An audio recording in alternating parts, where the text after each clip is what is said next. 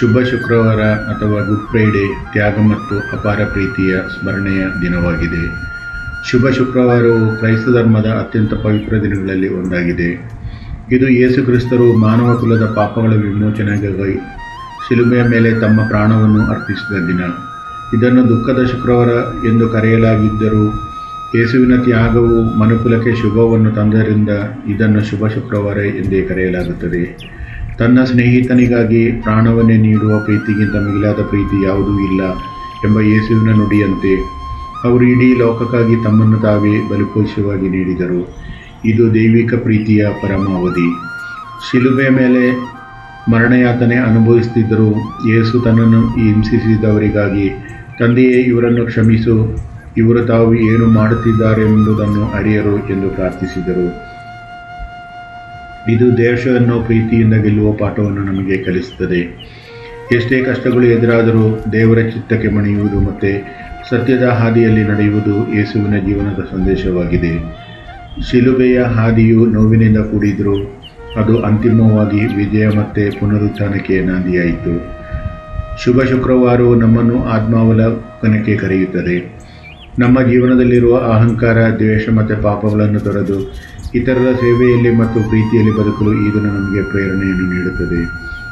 ತ್ಯಾಗವಿಲ್ಲದೆ ಯಶಸ್ಸಿಲ್ಲ ಮತ್ತು ಶಿಲುಬೆಯಿಲ್ಲದೆ ಕಿರೀಟ ಇಲ್ಲ ಎಂಬ ಸತ್ಯವನ್ನು ಈ ದಿನ ಸಾರುತ್ತದೆ.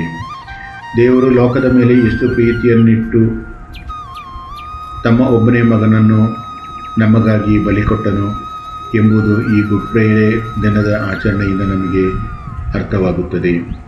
ಪರಮದಯಾಮಯನಾದ ದೇವರೇ, ಲೋಕದ ಪಾಪಗಳ ಪರಿಹಾರಕ್ಕಾಗಿ ಮತ್ತು ಮನುಕುಲದ ವಿಮೋಚನೆಗಾಗಿ ಶಿಲುಬೆಯ ಮೇಲೆ ಮರಣವನ್ನಪ್ಪಿದ ಯೇಸು ಕ್ರಿಸ್ತರ ತ್ಯಾಗವನ್ನು ನಾವು ಈ ದಿನ ಭಕ್ತಿಯಿಂದ ಸ್ಮರಿಸುತ್ತೇವೆ.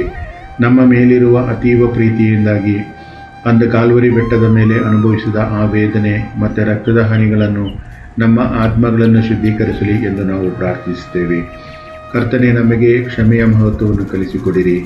ಶಿಲುಬೆಯ ಮೇಲೆ ಮರಣಯಾತನೆ ಅನುಭವಿಸುತ್ತಿದ್ದಾಗಲೂ ನಿಮ್ಮನ್ನು ಹಿಂಸಿಸಿದವರನ್ನು ಕ್ಷಮಿಸಿದಂತೆ ನಮ್ಮನ್ನು ನೋಯಿಸುವವರನ್ನು ಪ್ರೀತಿಯಿಂದ ಕ್ಷಮಿಸುವ ಹೃದಯವನ್ನು ನಮಗೆ ದಯಪಾಲಿಸಿರಿ.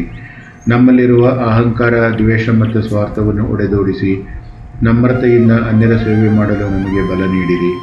ನಮ್ಮ ಜೀವನದ ಕಷ್ಟದ ಹಾದಿಯಲ್ಲಿ ಶಿಲುಬೆಯನ್ನು ಹೊತ್ತು ನಡೆಯುವಾಗ ನಾವು ಧೈರ್ಯಗೊಂಡಂತೆ ನಮ್ಮನ್ನು ನಡೆಸಲಿ. ಯೇಸುವಿನ ಬಲಿದಾನವು ನಮಗೆ ಹೊಸ ಜೀವನದ ನಿರೀಕ್ಷೆಯನ್ನು ನೀಡಲಿ. ಪ್ರಪಂಚದಲ್ಲಿರುವ ರೋಗಿಗಳು, ಅಶಕ್ತರು ಮತ್ತು ಕಷ್ಟದಲ್ಲಿರುವವರು ಎಲ್ಲರಿಗೂ ನಿಮ್ಮ ಸಾಂತ್ವನ ಮತ್ತು ಶಾಂತಿಯು ಸಿಗುವಂತಾಗಲಿ. ಯೇಸು ಕ್ರಿಸ್ತರ ಪವಿತ್ರ ನಾಮದಲ್ಲಿ ಈ ಪ್ರಾರ್ಥನೆಯನ್ನು ತಮಗೆ ಸಲ್ಲಿಸುತ್ತೇವೆ ತಂದೆಯೇ. ಆಮೇನ್.